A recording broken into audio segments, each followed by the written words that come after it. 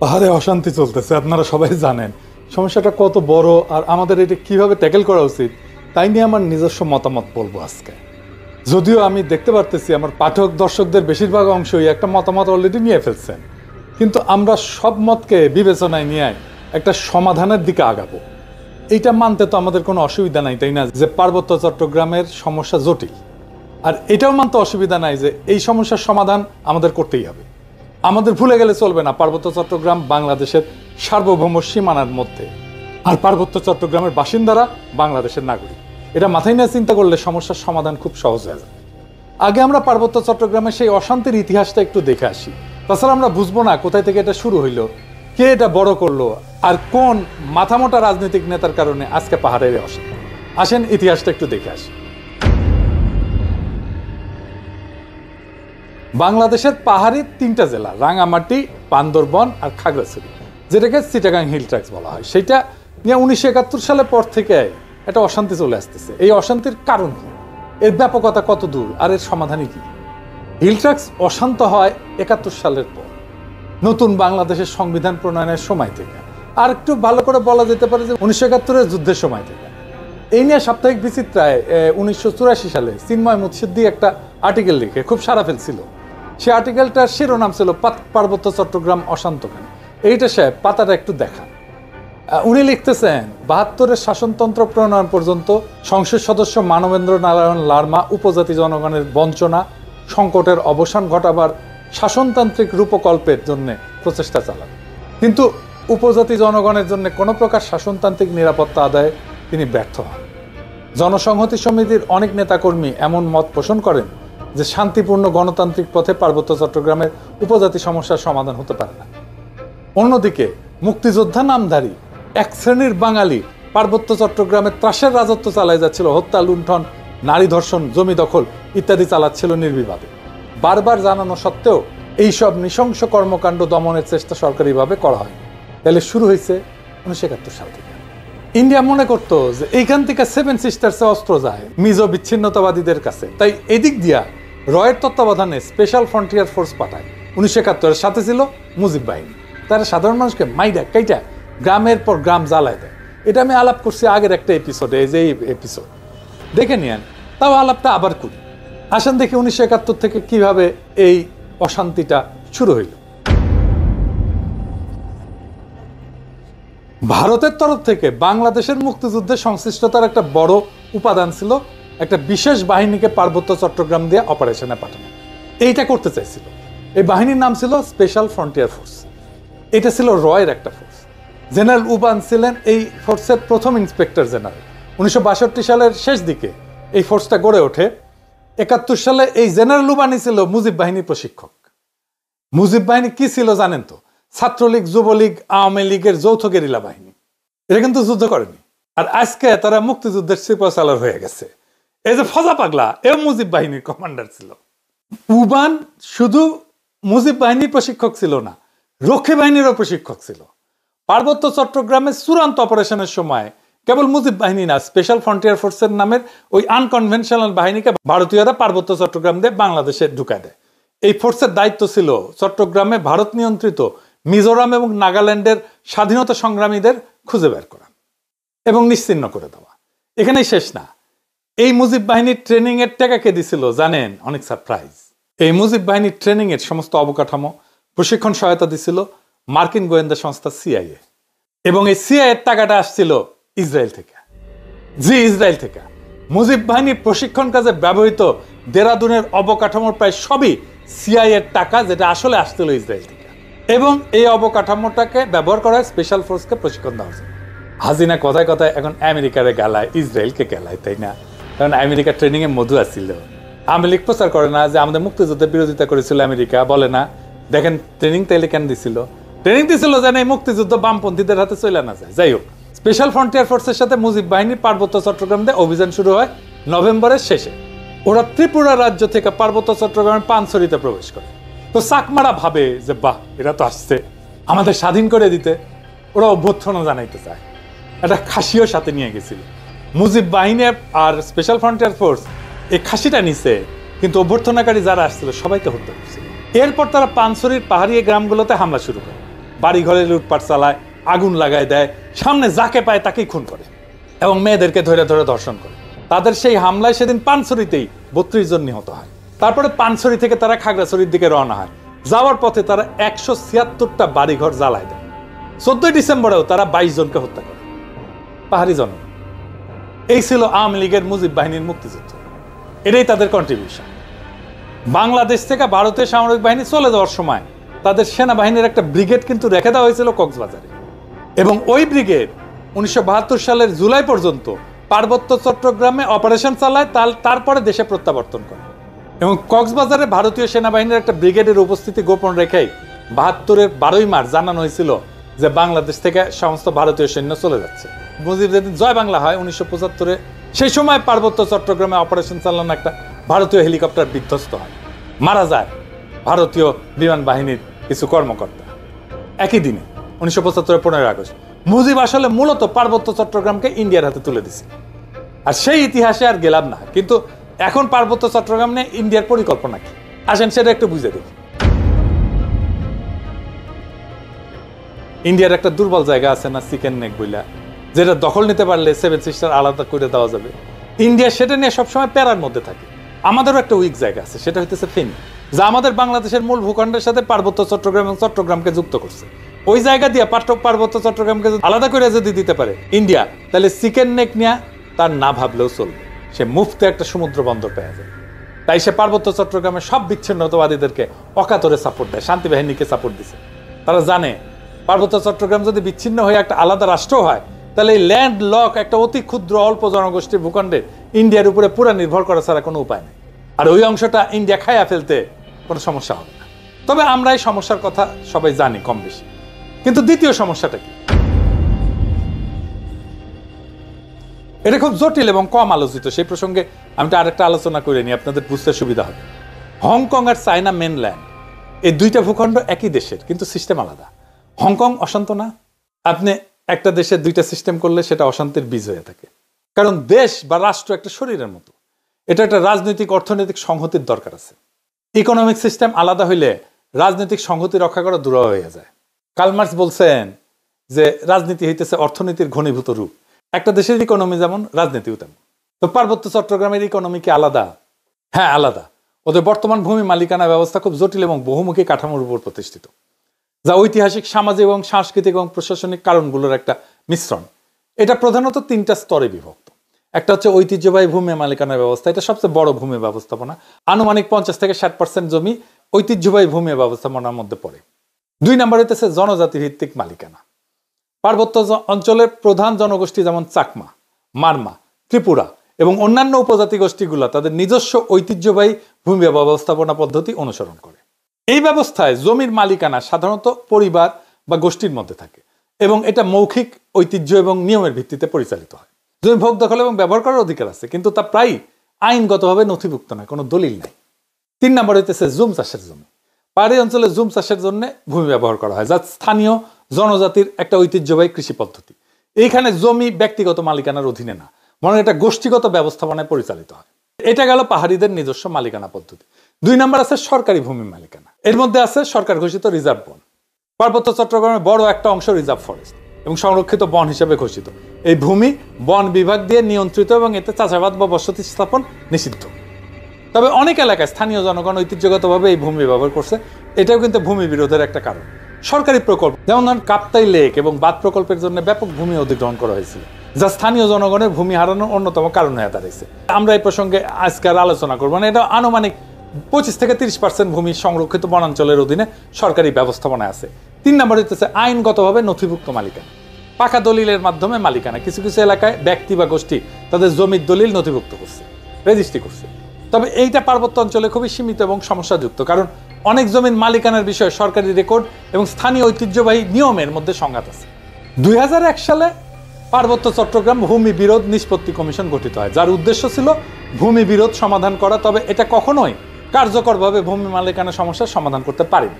কিছু জমি স্থানীয় বা বাঙালি যারা সেটলার গেছে তাদের ব্যক্তিগত মালিকানায় এটা রেজিস্ট্রেশন হয়েছে। এটা খুবই সীমিত এবং বেশিরভাগ ক্ষেত্রে খুবই সমস্যাজনক। এটার মধ্যে প্রবলেম আছে নানা ধরনের। তো ঐতিহ্যবাহী নিয়ম এবং সরকারি রেজিস্ট্রেশনের মধ্যে যে বিভ্রান্তি, এটার কারণে জমি নিয়ে প্রায় বিরোধ দেখা যায়। আনুমানিক 10 থেকে 15% ভূমি ব্যক্তিগত বা দলিল ভিত্তিক মালিকানার আওতায় আছে। তো এই ভূমি ব্যবস্থার মূল সমস্যাটা কি?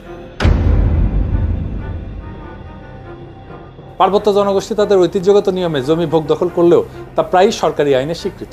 তারপরে উচ্ছেদ হয়, যেমন কাপ্তাই লেকে উচ্ছেদ হয়েছে, স্থানীয় জনগণের জমি হারানোর ঘটনা ঘটছে। রিজার্ভ বনের যে সিস্টেমটা আছে, এটা সংরক্ষিত বন, এখানে স্থানীয় জনগণ চাষাবাদ করতো ঐতিহ্যগতভাবে। তো এটা নিয়ে সরকারের সাথে একটা বিরোধ লেগে থাকে। তো সমতলের অনেকে বলে যে আমরা কেন পার্বত্য চট্টগ্রামে গিয়ে জমি কিনতে পারবো না? সমস্যা বুঝেছেন তো? আপনি কার কাছ থেকে জমি কিনবেন? দলিলই তো নাই। দলিল তো মুখে মুখে, মালিকানা তো আর ব্যক্তির না যে আপনি কারো কাছ থেকে কিনলেন। মালিকানা সামাজিক, প্রায় 60% জমির মালিকানা সামাজিক। এই বাস্তবতাটা তো বুঝতে হবে। এই সমস্যার সমাধান কি? ওয়ান কান্ট্রি টু সিস্টেম ব্যবস্থা আমাদের চালাইতে হবে, যতদিন পর্যন্ত না ব্যাপক সংখ্যাগরিষ্ঠ পাহাড়িরা এই সিস্টেম বদলানোর জন্য দাবি না করে। সিস্টেম যদি বদলাইতে হয় পাহাড়ি জনগোষ্ঠীর দাবির ভিত্তিতে বদলাইতে হবে, তা না, তার আগে না। আমরা অভিজ্ঞতা নিতে পারি হংকং, স্কটল্যান্ড, উত্তর আয়ারল্যান্ডের অভিজ্ঞতা। এইটা কইরা ঐতিহ্যবাহী ভূমি ব্যবস্থাকে আইনি স্বীকৃতি দিতে হবে। পুরো পার্বত্য চট্টগ্রামকে আমরা গ্রিন ইকোনমির আওতায় আনতে পারি, তাহলে অর্থনৈতিক উন্নয়ন আর স্বাতন্ত্র্য 2 লক্ষই অর্জিত হবে। পার্বত্য চট্টগ্রামে ব্যাপক অর্থনৈতিক উন্নয়ন করলে, পাহাড়িদের আয় আর জীবনযাত্রার মান বাড়লে বেশিরভাগ সমস্যার সমাধান হয়ে যাবে। আসলে আমাদের সমস্যার মূলে হচ্ছে দারিদ্র্য। এইটা দূর করেন, সব দূর হয়ে যাবে। যাই হোক, আগের আলাপে ফিরে আসি, ওটাও জরুরি। ওই যে 3টে জেলার কথা বলছি, যে রাঙামাটি, বান্দরবন, খাগড়াছড়ি, এই 3টে জেলা আগে ব্রিটিশ এবং পাকিস্তান আমলে একটা জেলা ছিল, যার নাম ছিল চিটাগাং হিল ট্রাক্টস। এই 3টে জেলা অমুসলিম সংখ্যাগরিষ্ঠ হওয়া সত্ত্বেও 1947 সালে স্যার সিরিল র্যাডক্লিফ যে ভাগ করে দিছিল ইন্ডিয়া পাকিস্তান, এই জেলাকে পাকিস্তানকে দিয়ে দেয়। কারণ এই জেলার সাথে ভারতের পার্শ্ববর্তী রাজ্য মিজোরাম আর ত্রিপুরার কোনো স্থল বা নৌ যোগাযোগ ছিল না, এখনো নাই প্রায়, যেটা আছে খুবই সামান্য, এটা উল্লেখ করার মতো না। এই জেলার যোগাযোগ ব্যবস্থা চট্টগ্রামের সাথে জড়িত হয় অর্থনৈতিক বাস্তবতার কারণে। এই জেলাকে চট্টগ্রামের সাথে পাকিস্তানে দিয়ে দেওয়া হয়। হুদাহুদি এই জেলাকে মিজোরামের সাথে জুড়ে দিয়ে যাতায়াত ব্যবস্থা কাট করে না খাওয়া মরার তো কোনো কারণ নাই। পাকিস্তানে এই জেলাকে দেওয়ার কারণে এখানে কোনো উল্লেখযোগ্য বিদ্রোহ বা আন্দোলন কিছুই হয় না। 1948 সালে কায়েদ আজম মোহাম্মদ আলী জিন্নাহ যখন পূর্ব পাকিস্তানে আসেন, তখন উনি ঢাকায় সফর শেষ করে চট্টগ্রামে যান। সেখানে গেলে হিল ট্রাক্টস জেলার বিভিন্ন ট্রাইবাল লিডাররা তার সাথে দেখা করেন। এই ঘটনার বিবরণ চাকমা রাজা ত্রিদীপ রায়ের বই দ্য ডিপার্টেড মেলোডিতে আছে। তো জিন্নাহর সাথে সেই মিটিংয়ে ট্রাইবাল লিডাররা তাদের জন্য অটোনমি দাবি করে একটা প্রস্তাব পেশ করেন। জিন্নাহ সেটা একবার পইরাই অ্যাপ্রুভ করে দেন, অনুমোদন করে দেন, পুরোপুরি একবার পইরা। পাকিস্তান আমলে পাকিস্তান এই ট্রাইবগুলোকে অটোনোমাস হিসেবে রাখছিল, স্বায়ত্তশাসিত, এবং পাকিস্তানের সংবিধানেও এই অটোনমি স্বীকৃতি ছিল। এটা পাকিস্তানের 62 সালের সংবিধানের 223 নম্বর আর্টিকেল, যেখানে বলা আছে সেন্ট্রাল কিংবা প্রদেশের আইনসভা দ্বারা বানানো আইন ট্রাইবাল এলাকায় প্রযোজ্য হবে না। রাষ্ট্রপতি বা প্রেসিডেন্ট বিশেষ জরুরি পরিস্থিতিতে বিভিন্ন রেগুলেশন জারি করতে পারেন। এর ফলে পাকিস্তানের ট্রাইবাল এলাকাগুলোর গোত্রগুলা সর্দার দিয়ে স্বায়ত্তশাসিত ছিল। পাকিস্তানে কিন্তু খালি একটাই ট্রাইবাল এলাকা ছিল না, পশ্চিম পাকিস্তানেও সীমান্ত প্রদেশে অনেকগুলো পাঠান আর বালুচ ট্রাইব আছে, যারা তখন স্বায়ত্তশাসিত ছিল। যেমন ধরেন ডির, সোয়াত, চিত্রাল। পশ্চিম পাকিস্তানের এইসব জেলায় অনেক পাঠান ট্রাইব আছে। পাকিস্তানের সীমান্তবর্তী আরো এলাকা আছে, যেমন ধরেন বাজাউর, তারপরে মোহাম্মদ, তারপরে ওরাকজাই, তারপরে ওয়াজিরিস্তান, তারপরে কুররাম, তারপরে খাইবার, যেখানকার ট্রাইবগুলো সম্পূর্ণ স্বায়ত্তশাসিত ছিল। এই এলাকাকে পাকিস্তানে বলা হয় FATA, ফাটাহা, মানে ফেডারেলি অ্যাডমিনিস্ট্রেড ট্রাইবাল এজেন্সি। এইটা পাকিস্তানের উত্তর পশ্চিম সীমান্ত প্রদেশের সরকারের জুরিসডিকশনের বাইরে ছিল। এদের জন্য আলাদা পেনাল কোড ছিল, যেখানে গোত্রপতিরা নিজেদের কালচার আর বিচার ব্যবস্থা অনুযায়ী বিচার করে সেটা রায় কার্যকর করতে পারত। সেটার নাম ছিল ফ্রন্টিয়ার ক্রাইমস রেগুলেশন বা FCR। পাকিস্তানের 2018 সালে FATA কে খাইবার পাখতুনখোয়া প্রদেশের সাথে একীভূত করা হয়। তো তাইলে যেইটা পাকিস্তান আমলে শান্ত ছিল, এটা ঝামেলা শুরু হইলো এই উগ্র বাঙালি জাতীয়তাবাদের নাম করে। পাকিস্তান ভাঙার পর থেকে রাজা ত্রিদীপ রায় তার বইতে লিখছে এইসব। বাংলাদেশ পাকিস্তান থেকে বিচ্ছিন্ন হওয়ার পর যখন নতুন সংবিধান প্রণয়ন হচ্ছে, তখন ট্রাইবাল লিডাররা আবার সরহদি বডিগার্ডের সাথে দেখা করে সংবিধানে পাকিস্তানের মতো করে তাদের আগের স্বায়ত্তশাসনের ধারা গ্যারান্টি চায়। তো বডিগার্ড তাদেরকে কি কইছিল জানেন? কি উত্তর দিছিল জানেন না? কইছিল কোনো স্বায়ত্তশাসনের প্রয়োজন নাই, তোরা সব বাঙালি হয়ে যা।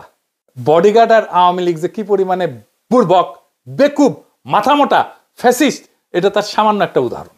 কেন তা একটা জাতি বা ট্রাইব তার সবকিছু পাল্টায় বাঙালি হয়ে যাবে? বডিগার্ড তো এর মধ্যে অবাঙালি, বিহারি আর অমুসলিমদের কচুকাটা করিয়া গণহত্যা চালায়, তাদের নাগরিকত্ব বাতিল করে ঘর বাড়ি জমি জমা রাষ্ট্রীয়ভাবে বাজেয়াপ্ত করে নিজের চালাচামুন্ডারদের মধ্যে বিতরণ করে দিছে। এই যে পাদের সিদ্দিকি আছে না, পাদের সিদ্দিকি যে বাসায় থাকে, ওই বাসাটা বিহারিদের বাসা। এই যে জিল্লুর রহমান ছিল না, এই যে পাপনের বা, ও বাসাটাও বিহারিদের বাসা। সবগুলো আওয়ামী লীগ দখল করে দিয়েছে। এমনকি এই যে সিপিবির পুরানো পল্টনের অফিস, ওরাও বিহারিদের বাসা ছিল। এরপরে ফ্যাসিস্টদের রুল বুক অনুযায়ী অবাঙালি মুসলমানদের নাজি কনসেন্ট্রেশন ক্যাম্পের মতো করে ক্যাম্পে ঢুকায়। স্বাভাবিকভাবে পাহাড়ি ট্রাইবগুলা এই সমস্ত দেখা প্রমাদ করে এবং এখান থেকে শুরু হয় অসন্তোষ আর ক্ষোভ। তো মুজিবের আমলে তো আমরা জানি ভারতীয় আর্মি পাঠায়, পাহাড়ে নিজের দাপট বজায় রাখে। এরপর বডিগার্ডের ফুটা হয়ে গেলে 15 আগস্টে, 75-এর 15 আগস্টে ভারত মাতা তার সাপোর্ট উঠায় না। এর ফলে মুজিবের যে বপন করা যে বিদ্বেষ ঘৃণার বীজ, সেটা দিয়ে গাছ তৈরি হয়, সেটা থেকে বাংলাদেশ ভোগা শুরু করে। দুঃখজনক হলেও সত্য যে মুজিব জয় বাংলা হওয়ার পরেও বাংলাদেশে আওয়ামী উগ্র বাঙালি জাতীয়তাবাদের বয়ান জয় বাংলা হয় নাই। এখনো 2025 সালে সেই বয়ানকে আমাদের জয় বাংলা করা লাগতেছে। এর ফলে পরবর্তী কোন শাসকই অবাঙালি বিহারি মুসলমানদের কনসেন্ট্রেশন ক্যাম্প থেকে বের করার উদ্যোগ নেয় না, তাদের বাজেয়াপ্ত করা বাড়ি ঘর জমি জমা ফেরত দেওয়ার কোনো উদ্যোগ নেয় না। এর ফলে পাহাড়ে অসন্তোষের পলিটিক্যাল সমাধান হয় না। এখন আমরা দেখব পাহাড়ে অশান্তির সমাধান। আমি আগে একটা গ্রিন ইকোনমিক জোনের আলাপ করছিলাম এপিসোডে, আপনারা দেখছেন। এখন আবার নতুন আলাপ শুরু হয়েছে। এই খবর আপনাদের সবার চোখে পড়ছে যে বাংলাদেশ সেনাবাহিনী পাহাড়ে আরো 250টা ক্যাম্প স্থাপন করতে চায়।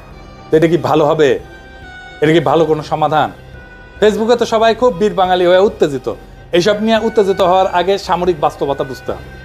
সামরিকভাবে সব সমস্যার সমাধান করা গেলে 1971-এ পাকিস্তান হারত না, জাস্ট গারপেলি করে মারা খাইছে ইন্ডিয়ার কাছে। কাশ্মীরও ইন্ডিয়া তাহলে ঠান্ডা করে দিত এতদিনে। আফগানিস্তান থেকে, ভিয়েতনাম থেকে আমেরিকা পলাইতো না। রাশিয়া এতদিনে ইউক্রেন দখল করে ফেলতো, আর ইসরায়েল প্যালেস্তিনকে সাফা করে ফেলতো। গাজারে সাফা করে ইসরায়েল টিকতে পারতেছে। আসাদ এখনো টিকে থাকতো ক্ষমতার সিরিয়া। সবার উপরে কাঁঠাল রানী হাসিনা দিল্লি পলাইতো না। এখানে লাগবে ধৈর্য, দরদ, আন্তরিকতা আর রাজনৈতিক প্রজ্ঞা। রক্ত গরম কইরা প্রচুর উদ্দীপনা তৈরি করা যায়, কিন্তু সমস্যার সমাধান করা যায় না। সেনাবাহিনীর স্ট্রাকচারটা বুঝে দেখি, তাইলে বুঝতে পারবেন যে এই প্রস্তাবটা কতটুকু বাস্তবসম্মত। বাংলাদেশের সেনাবাহিনীতে 10টা ডিভিশন আছে। সেনাবাহিনীর সৈন্যদেরকে ডিভিশন হিসেবে ভাগ করা হয়। এক ডিভিশনে 1500 থেকে 1800 সৈন্য থাকে। একটা ডিভিশনে 3টা ব্রিগেড থাকে। একটা ব্রিগেডে 3000 থেকে 4000 সৈন্য থাকে। তাছাড়া ডিভিশনে আরও সাপোর্টিং ইউনিট থাকে, যেমন artillery, medical core, supply, workshop, আরও ইউনিট থাকে। বাংলাদেশের 10টা ডিভিশনে কোনটার অবস্থান কোথায় সেটা একটু জেনে নেওয়া যায়। যশোরে 55 ডিভিশন, বগুড়াতে 11 ডিভিশন, রংপুরে 66 ডিভিশন, ভারতের পশ্চিমবঙ্গের সাথে সীমান্তেই 3টে ডিভিশন। এরপর উত্তর মেঘালয়ের বিপরীতে টাঙ্গাইলের ঘাটাইলে 19 ডিভিশন আর সিলেটের 17 ডিভিশন। মোট 5টা ডিভিশন গেল। ত্রিপুরার বর্ডারে কুমিল্লাতে আছে 33 ডিভিশন, বার্মার বর্ডারে কক্সবাজারে 10 ডিভিশন, চট্টগ্রামে আছে 24 ডিভিশন। টোটাল 8টা ডিভিশন গেল। দক্ষিণবঙ্গে বরিশালের 7 ডিভিশন আর ঢাকার কাছে সাভারে 9 ডিভিশন। তো পাহাড়ে বাংলাদেশ সামরিক বাহিনীর 24 ডিভিশন নিয়োজিত, যাদের হেডকোয়ার্টার হচ্ছে চট্টগ্রাম ক্যান্টনমেন্ট। চট্টগ্রামে হিল ট্যাক্সের সেনা মোতায়েন করা আছে কিভাবে? চট্টগ্রাম হিল ট্যাক্সে নিয়োজিত আছে 24 ইনফ্যান্ট্রি ডিভিশন এবং এখানে তারা কাউন্টার ইনসার্জেন্সি মুডে পরিচালিত হয়। মানে এক যুদ্ধ একটা জিনিস আর কাউন্টার ইনসার্জেন্সি আর একটা জিনিস। 1997 সালের চট্টগ্রাম হিল ট্যাক্স শান্তি চুক্তির পর থেকে কাউন্টার ইনসার্জেন্সি পরিভাষাটা আনুষ্ঠানিকভাবে ব্যবহার করা হয় না এবং কার্যক্রমগুলো বর্তমানে কিছুটা প্রতিরক্ষামূলক চরিত্র ধারণ করছে। বর্তমানে 3টা ইনফ্যান্ট্রি ব্রিগেড এবং একটা আর্টিলারি ব্রিগেড মোতায়েন করা আছে হিল ট্যাক্সে। 69 ইনফ্যান্ট্রি ব্রিগেড বান্দরবনে, 203 ইনফ্যান্ট্রি ব্রিগেড খাগড়াছড়িতে আর 305 ইনফ্যান্ট্রি ব্রিগেড রাঙামাটিতে। 24 আর্টিলারি ব্রিগেড আছে গুইমারাতে। তো কাউন্টার ইনসার্জেন্সির কৌশল অনুসারে ব্রিগেডগুলোকে রিজন এবং ব্যাটালিয়নগুলোকে জোনে অভিহিত করা হয়। সাধারণত একটা রিজন একটা জেলার দায়িত্বে থাকে। তবে খাগড়াছড়ি জেলা তুলনামূলক বড় হওয়ায় সেখানে একটা ইনফ্যান্ট্রি ব্রিগেড এবং একটা আর্টিলারি ব্রিগেড মোতায়েন করা আছে। প্রত্যেকটা জোন এক বা একাধিক উপজেলার নিরাপত্তা দায়িত্ব পালন করে, যা এলাকার আকার, নিরাপত্তা পরিস্থিতির উপরে নির্ভরশীল। এবং প্রত্যেকটা জোনে মানে একটা ব্যাটালিয়নে প্রায় 600 থেকে 800 সদস্য থাকে। প্রত্যেক জোন সাবজোনে বিভক্ত থাকে, যেখানে একটা কোম্পানি একটা সাবজোনের দায়িত্বে থাকে। প্রত্যেকটা সাবজোনকে আবার পুনরায় 2 থেকে 3টা ক্যাম্পে বিভক্ত করা হয়। এই প্রেক্ষাপটে চট্টগ্রাম হিল ট্র্যাক্সে ব্রিগেড কমান্ডারকে রিজন কমান্ডার, ব্যাটালিয়ন কমান্ডারকে জোন কমান্ডার এবং কোম্পানি কমান্ডারকে সাব জোন কমান্ডার বলা হয়। একটা ক্যাম্পে সাধারণত 30 থেকে 50 জন সেনা সদস্য থাকে এবং একজন অফিসারের দায়িত্বে থাকে। ক্যাম্প সাধারণত একটা প্লাটুনের কিছু বেশি শক্তি দিয়ে গঠিত হয়। সেনা ক্যাম্পের পাশাপাশি চট্টগ্রাম হিল ট্র্যাক্সে বিজেপি থাকে, সশস্ত্র পুলিশ থাকে, আনসার বাহিনীর ক্যাম্পও থাকে।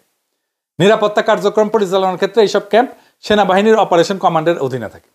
এই কাউন্টার ইনসার্জেন্সি কার্যক্রমে চিটাগাং হিল ট্র্যাক্সের সেনাবাহিনীর মৌলিক ইউনিট হচ্ছে একটা ক্যাম্প। প্রত্যেকটা ক্যাম্পের নির্দিষ্ট দায়িত্বপূর্ণ এলাকা থাকে। ওই এলাকায় তারা নিয়মিত বিশেষ টহল পরিচালনা করে, সড়ক পথের নিরাপত্তা নিশ্চিত করে এবং সামগ্রিক আইন শৃঙ্খলা পরিস্থিতি নিয়ন্ত্রণে রাখে। অন্যদিকে সশস্ত্র পুলিশ এবং আনসার সাধারণত স্থায়ী পোস্ট পরিচালনা করে। তো তাইলে একটা ডিভিশনে আমরা হিসাব করে দেখতে পারি এক প্ল্যাটুনে 30 থেকে 35 জন সৈন্য থাকে। আমাদের 24 ডিভিশনে পুরোটাই পাহাড়ে ডিপ্লয়েড বিভিন্ন ক্যাম্পে। আরো নতুন 250টার মতো ক্যাম্প, মানে 250টা নতুন প্ল্যাটুন লাগবে, তাই না? তা আকাশ থেকে আসবে না। অর্থাৎ এই দাবি মিটাইতে গেলে পাহাড়ের চট্টগ্রামের 24 ডিভিশন ছাড়াও আরো 2টা ডিভিশন ডিপ্লয় করতে হবে। এই ডিভিশন আসবে কোত্থেকে? পাহাড়ে অতিরিক্ত 2টা ডিভিশন মোতায়েন করা মানে ভারতের সাথে আমাদের সীমান্ত থেকে 2টা ডিভিশন পুল আউট করতে হবে, করে সেটাকে পাহাড়ে ডিপ্লয় করা লাগবে। এর ফলে ভারতের সাথে সীমান্ত এলাকায় 2টা সীমান্ত এলাকা খালি হয়ে যাবে, 2টা ডিভিশন খালি, 2টা ক্যান্টনমেন্ট ফাঁকা হয়ে যাবে রে ভাই। এইটা কেমনে আপনারা চিন্তা করলেন? তাও এটা আর্মি থেকে সিদ্ধান্ত দেওয়া হয়েছে, তাও আর্মি থেকে চাওয়া হয়েছে। এটা কোনোভাবে কোনো দূরদর্শী সিদ্ধান্ত না, বরং আত্মঘাতী একটা সিদ্ধান্ত। পাহাড়ে আমাদের যেটা হইতেছে সেটা কত ইনসিগনিফিক্যান্ট, এটা কোনো বড় ধরনের ইনসার্জেন্সিও না। এটা আলাপে একটু পরে আসতেছি। ভারত যদি দেখে যে আমরা এই সামান্য ইস্যুতে হয়েছে সামলাইতে পুরো 3টা ডিভিশন মোতায়েন করছি, তখন ভারত তো পাহাড়ে আরো অশান্তি করবে, 100 গুণ বাড়াই দিবে। তখন হুজুরকে দাবি উঠবে যে পাহাড়ে আরো সেনা মোতায়েন করতে হবে, আমাদের পুরা পাহাড় সেনা দিয়ে ভর্তি হয়ে যাবে। এর ফলে ভারত আমাদের সীমান্তে অবশিষ্ট বাকি 6টা ডিভিশনকে পাহাড়ে মোতায়েন করা লাগে, পুরা সেনাবাহিনী পাহাড়ে নিয়ে যেতে হবে, সীমানা পুরোপুরি অরক্ষিত করে ফেলা। বাংলাদেশের পুরা সামরিক বাহিনী পাহাড়ের একটা সেকের মধ্যে ঢুকে যাবে। এটা সামরিক দিক দিয়ে অত্যন্ত একটা ভুল চাই, এবং এটাই চাই ইন্ডিয়া। আর দেখেন সবাই লাফাইতেছে ইন্ডিয়া কিভাবে আমাদের কাঁধে বন্দুক রেখা দেখেন আমাদের উপরে গুলি চালাইতেছে, দেখেছেন? ভয়ে কেউ কিছু কইবে না এটার বিরুদ্ধে, পাবলিক সেন্টিমেন্টের ভয়ে। আমাদের তো মূল সীমানা পাহাড় না, সমতল ভূমি, যেখানে দেশের 98% জমি জমা অর্থনীতি আছে। আমাদের সামরিক প্রতিরক্ষার মূল পলিসি হওয়া উচিত সমতল ভূমি ভারতের আগ্রাসন থেকে রক্ষা করা। চট্টগ্রাম হিল ট্র্যাক্সের বাংলাদেশ থেকে বিচ্ছিন্ন হওয়ার সামরিক সম্ভাবনা কি আছে? কোনো সম্ভাবনা নেই, শূন্য। কেন শূন্য? কারণ চট্টগ্রাম হিল ট্র্যাক্সের যোগাযোগ ব্যবস্থা পুরোপুরি চট্টগ্রামের সাথে জড়িত। যেখান থেকে খাদ্যদ্রব্য থেকে শুরু করে জীবনযাপনের সবকিছু চট্টগ্রামের রাস্তা দিয়ে ঢুকে। সামরিক বাহিনী চট্টগ্রাম দিয়ে সেখানে যায়। ভারতের সাথে আমাদের হিল ট্র্যাক্সের কোনো উল্লেখযোগ্য যোগাযোগ ব্যবস্থা নেই। আপনারা জানেন, আমার আগের এপিসোডে আমি দেখাইছি না, যোগাযোগ ব্যবস্থাতে সামরিক অভিযানের মূল বিষয় কোন দিক দিয়ে আর্মি আসবে ইন্ডিয়া থেকে, কোথা দিয়ে আসতে পারবে না, কোনো যোগাযোগ ব্যবস্থা নাই। কিছু মেঠো পথ আছে, ওই দিকের সীমান্ত অত্যন্ত দুর্গম হওয়াতে সেখানে বড় কোনো রাস্তাঘাট একদম নাই। এর ফলে ভারতের পক্ষে ওই সীমান্ত দিয়ে হিল ট্র্যাক্সের সামরিক অভিযান চালানো একেবারে অসম্ভব কাজ। এটা লজিস্টিক্যাল দিক দিয়ে ভারতের পক্ষে সম্ভব না। ওই দিক দিয়ে ভারতের আর্মির কোনো ট্রাক লট বহর টেনে আনা সম্ভব না। আর ভারতের মিজোরামের সাথে নিজেদের যোগাযোগ ব্যবস্থা দুর্গম। ভারত যদি প্রত্যক্ষভাবে সামরিক আগ্রাসন না চালায় তাহলে হিল ট্র্যাক্সের বিচ্ছিন্ন হওয়ার সম্ভাবনা শূন্যের চেয়েও কম। যদি ভারত অল্প কিছু পদাতিক সৈন্য দিয়ে হামলা করে, যেমন 71 সালে করছিল স্পেশাল ফ্রন্টিয়ার ফোর্স, ওরা কিন্তু কোনো যুদ্ধ করে নাই, মুজিব বাহিনীর সাথে ওরা কিন্তু যুদ্ধ করে নাই, কোনো সামরিক অপারেশন করে নাই, নিরীহ গ্রামবাসীদেরকে মারছে আর লুটপাট করছে। ওইটাকে সামরিকভাবে মোকাবেলা করা আমাদের আর্মির জন্য কোনো ব্যাপারই না।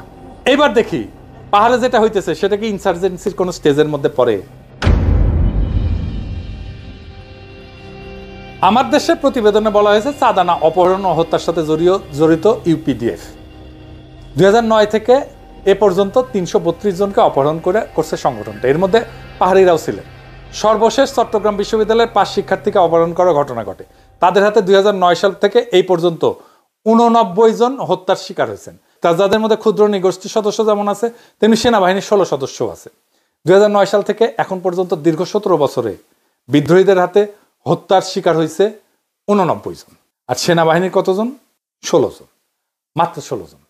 এর চেয়ে বেশি মানুষ ডেঙ্গু, ম্যালেরিয়া, যক্ষা, ডিপথেরিয়া, হুপিং কফ এটাতে মারা গেছে। যারা মারা গেছে আমি তাদের প্রতি সম্মান রেখেই বলতেছি, তাদের আত্মত্যাগকে আমি গভীর শ্রদ্ধা জানাই বলতেছি, সবকিছুর একটা তো মাত্রা আছে, মাত্রা জ্ঞান হারায় ফেললে তো মানুষ কাণ্ডজ্ঞান হারায় ফেলে। জাতিসংঘের মিশনে সেনাবাহিনীর 166 জন সদস্য নিহত হয়েছে, 10 গুণেরও বেশি। পাহাড়ে যে ক্রাইম স্ট্যাটিস্টিক্স, সেটা কোনো ইনসার্জেন্সির সংজ্ঞায় পড়ে না। আসল ইনসার্জেন্সি কাকে বলে জানেন? আসেন সেটা দেখি ইনসার্জেন্সি কি। আফগানিস্তানে পশতুন পাঠান ট্রাইবগুলো আমেরিকা এবং নেটোর বিরুদ্ধে যেটা করছে সেটা হইতেছে আসল ইনসার্জেন্সি। সেখানে ক্যাজুয়ালিটি কত হয়েছে শুনবেন? 2001 থেকে 2021 সাল পর্যন্ত এই 20 বছরে আমেরিকা এবং তার মিত্রদের 70,000-এর বেশি সৈন্য মারা গেছে। হ্যাঁ, 70,000-এর বেশি, বছরে গড়ে 3,500। আহত যে কত হয়েছে আল্লাহ মালুম। ওইটারে বলা হয় ইনসার্জেন্সি। বাংলাদেশে পাহাড়ে যে অশান্তি, সেটাকে হুদাহুদি ইনসার্জেন্সি নাম দিয়া সীমানা খালি করে সেখানে 3 ডিভিশন সৈন্য ডিপ্লয় করা পাগলামো ছাড়া আর কিছু না। পাহাড়ে যে ক্রাইম আছে সেটার জন্য পুলিশকে উপযুক্ত ট্রেনিং দিয়ে ব্যবহার করা উচিত। আর ক্রাইম মোকাবেলা করার জন্য সবচেয়ে বেশি দরকার গোয়েন্দা তথ্য, মানে ইন্টেলিজেন্স। সিভিল ক্রাইম ফাইট করার জন্য আর্টিলারি বা কামানের গোলা লাগে না। সেনাবাহিনীকে দিয়ে ক্রাইম ফাইট করানো ভুল কাজ। সেনাবাহিনী যদি চোর ডাকাত ধরে আর অন্য দেশের সামরিক বাহিনীর ভারী অস্ত্র ট্যাঙ্ক মোকাবেলা করার প্রশিক্ষণ না নিয়ে রাস্তাঘাটে ডাকাত ধরার জন্য টহল দিতে থাকে, তাহলে তো পুরো সেনাবাহিনী নষ্ট হয়ে যাবে। এসব পুলিশের কাজ। দরকার হলে পুলিশের লোক বল বাড়ানো উচিত, পুলিশের ইন্টেলিজেন্স কালেকশন ক্যাপাসিটি বাড়ানো উচিত, পুলিশের গোয়েন্দা সক্ষমতা বাড়ানো উচিত, পুলিশের বাজেট বাড়ানো উচিত। এই সমস্ত কাজে সেনাবাহিনী ব্যবহার একদম বন্ধ করা উচিত। এই জন্য আমি বলি সেনাবাহিনী এখন থেকে ব্যারাকে ফিরে যাক, কোনো দরকার নাই ম্যাজিস্ট্রেসি পাওয়ার নিয়ে মাঠে থাকার। এরপর বলা আছে পাহাড়ে বিভিন্ন গ্রুপ চাঁদা তোলে। সে চাঁদার পরিমাণ কত? আমার দেশের রিপোর্টে আছে সব গ্রুপ মিলে 3 জেলাতে সারা বছর চাঁদা তুলছে 350 কোটি টাকা। হ্যাঁ, হাসমু না কানমু? হ্যাঁ, এডিটার সাহেব এরা ঘোড়ার হাসি দেন, আমার তো হাসি আসছে না, হাসার চেষ্টা করলাম, দেন না ঘোড়ার হাসি। ঢাকা শহরে শুধু পরিবহন খাতে সারা বছরের চাইতে অন্তত 10 কোটি টাকা বেশি চাঁদাবাজি হয়। দৈনিক 1 কোটি টাকা চাঁদা ওঠে এখান থেকে। হাসিনার পিয়ন 400 কোটি টাকা কামাইছে। পাহাড়ের সমগ্র গোষ্ঠী মিলে সারা বছর যা চাঁদাবাজি করে, খালি পিয়ন তার চেয়ে বেশি চাঁদাবাজি করে। তাহলে পাহাড়ে অশান্তির সমাধান কি? পাহাড়ে যেই সমস্যা সেটা পলিটিক্যাল প্রবলেম, মিলিটারি প্রবলেম না। পলিটিক্যাল প্রবলেমের সমাধান পলিটিক্যাল ভাবে হওয়া উচিত, সামরিক ভাবে না। তো কি পলিটিক্যাল সমাধান আছে? পাকিস্তান আমলের মতো ট্রাইবগুলোকে অটোনমি দিয়ে দেওয়াই সবচেয়ে বেস্ট পলিটিক্যাল সলিউশন। এই অটোনমিকে সাংবিধানিকভাবে স্বীকৃতি দেওয়া উচিত। সংবিধানে পাকিস্তান আমলের মতো এই অটোনমির ব্যাপারে সাংবিধানিক ধারা যোগ করা উচিত। খালি আওয়ামী উগ্র বাঙালি জাতীয়তাবাদের নামে পাহাড়ে এই ট্রাইবগুলার অটোনমি কেড়ে নেওয়ার ছিল অত্যন্ত ফ্যাসিস্ট এবং বোকামিপূর্ণ সিদ্ধান্ত, যেটা আমরা আজও কন্টিনিউ করতেছি। এই আওয়ামী বাঙালি জাতীয়তাবাদী বয়ানের খপ্পরে পইরা আমরা অসংখ্য অবাঙালি মুসলমান বিহারীদেরকে গণহত্যা করে কনসেন্ট্রেশন ক্যাম্পে ঢুকে একদম শেষ করে দিচ্ছে। বহুত বাঙালি আনাজ 54 বছর, এবার থামা উচিত। এই বাঙালি আনাজ বন্ধ করা উচিত। পাকিস্তান আমলে যখন 2 পাকিস্তানের ট্রাইবগুলো অটোনমাস ছিল, তখন তো পাকিস্তানিরা বলে নাই যে ট্রাইবগুলো বিচ্ছিন্ন হয়ে যাবে। তাদের মধ্যে তো অমূলক ভয় কাজ করে নাই। এই সমস্ত সম্পূর্ণ ভিত্তিহীন কথাবার্তা। আসল স্টেটসম্যানের পরিচয় হচ্ছে এই সমস্ত ব্যাপারকে প্রজ্ঞার সাথে ডিল করা, হুজুগে বা আবেগে না চলা। আর্মি কেমনে 250 ক্যাম্প করার প্রপোজাল দিচ্ছে, এটা আমার মাথায় আসতেছে। ভারতে যে ব্রিটিশ এম্পায়ার এত বড় ছিল, যেটা ইতিহাসে কেউ করতে পারে নাই। অশোক বলেন, আওরঙ্গজেব বলেন, কেউ এত বড় সাম্রাজ্য শাসন করে না। সেই ব্রিটিশ সাম্রাজ্য কত বড় সামরিক বাহিনী দিয়ে রক্ষা করা হইতো জানেন? 1900 সালে সমস্ত ভারতে ব্রিটিশদের ইন্ডিয়ান আর্মির সৈন্য ছিল 2.25 লাখ, যার মধ্যে 74,000 ছিল গোড়া সৈন্য, মানে সাদা চামড়া। বাকি 1.5 লক্ষ ছিল নেটিভ ইন্ডিয়ান সিপাহি।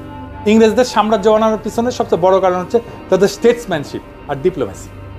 ইংরেজরা খালি গায়ের জোরে এত বড় সাম্রাজ্য বানায়, তার অসংখ্য নেটিভ রাজ্য, নেটিভ ট্রাইবকে সম্পূর্ণ অটোনমি দিয়ে রাখছে, যাদেরকে প্রিন্সলি স্টেট বলা হইতো। এদের সংখ্যা ছিল 565টা।